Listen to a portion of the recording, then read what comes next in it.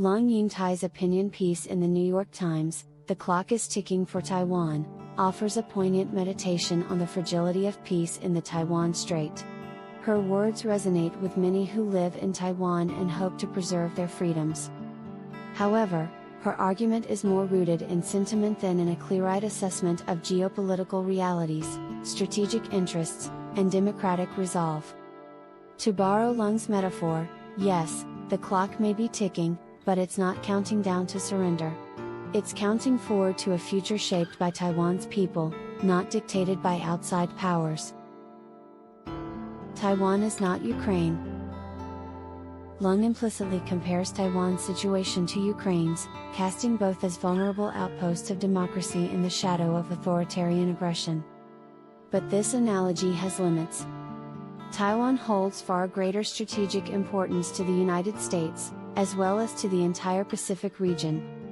Situated at the heart of the Indo-Pacific, Taiwan borders critical shipping lanes and is central to U.S. defense strategy in the region. Taiwan is not merely a partner that the U.S. supports out of sympathy. It is a vital node in a network of economic and security interests, tightly linked with American allies like Japan, South Korea, and the Philippines. Taiwan's security is key to regional stability and economic resilience, with Taiwan itself being an integral part of global supply chains, especially in semiconductor production. A legal and strategic relationship. Lung cautions that Taiwan should not place blind trust in the U.S. That is sound advice. But her skepticism overlooks the legal and institutional foundations of the U.S.-Taiwan relationship, which Ukraine lacks. The Taiwan Relations Act, TRA, of 1979 legally obligates the United States to provide Taiwan with defensive arms and maintain the capacity to resist force or coercion. This support has only deepened in recent years. From the Six Assurances to the Taiwan Travel Act and the Taiwan Enhanced Resilience Act, bipartisan support for Taiwan has become deeply embedded in U.S. policy. U.S. military cooperation, diplomatic exchanges, and arms sales are not just favors, they are strategic investments in regional stability. China as a foreign hostile force. Lung criticizes President Lai for labeling China as a foreign hostile force, but such a term reflects the reality of Taiwan's geopolitical situation. It's not just rhetoric, it's a practical and defensive response to China's increasing military and political pressures on Taiwan. To ignore this would be to underestimate the seriousness of the threat Taiwan faces.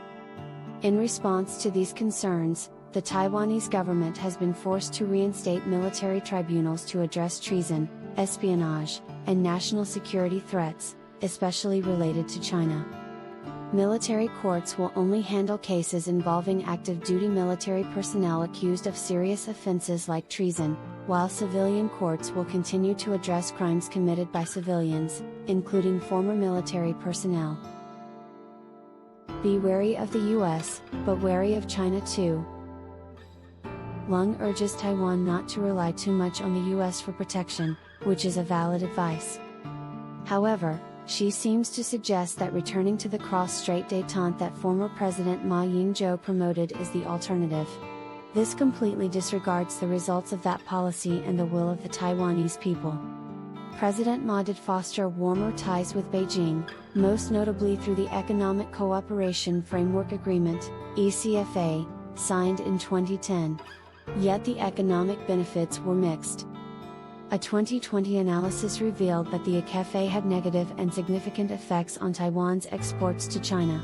Taiwan's trade surplus with China fell from $40 billion in 2010 to $27 billion in 2015, reflecting a growing dependence on Chinese imports. Furthermore, Taiwan's goodwill toward China was exploited by Beijing for espionage and infiltration. Similar tactics have been used by China in other countries as well. One notable example is the case of Linda Sun, a former top aide to the New York governor, who was exposed as a secret Chinese agent. By the end of Ma's second term, his approval rating had plummeted to 9.2%, one of the lowest in Taiwan's democratic history. the public was not convinced that economic appeasement was the right approach. On that surrender survey, Lung cites a survey after the White House meeting fallout between the US and Ukraine suggesting that many Taiwanese would prefer to surrender in the event of war. However, such surveys need to be interpreted carefully. What was the sample? How specific was the scenario posed? The results may reflect fear or theoretical scenarios, not a realistic preference for surrender. A more telling indicator of the Taiwanese public stance is their electoral behavior. In January 2024, the Taiwanese people elected the Democratic Progressive Party, DPP, to the presidency for a third consecutive term. The DPP is known for its commitment to Taiwan's sovereignty and democratic system and its refusal to accept Beijing's terms for political integration.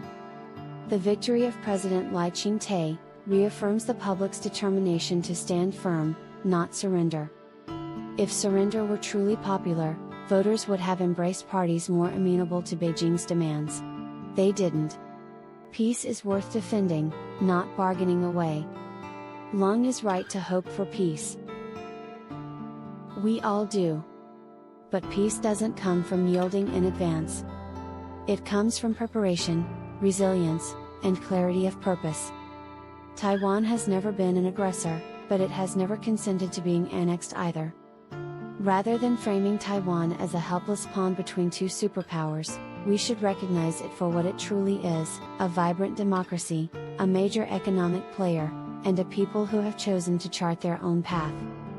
Most importantly, Taiwan offers inspiration to the people of China who yearn for a free and democratic way of life. The clock may be ticking, but it ticks in the direction of resolve, not retreat.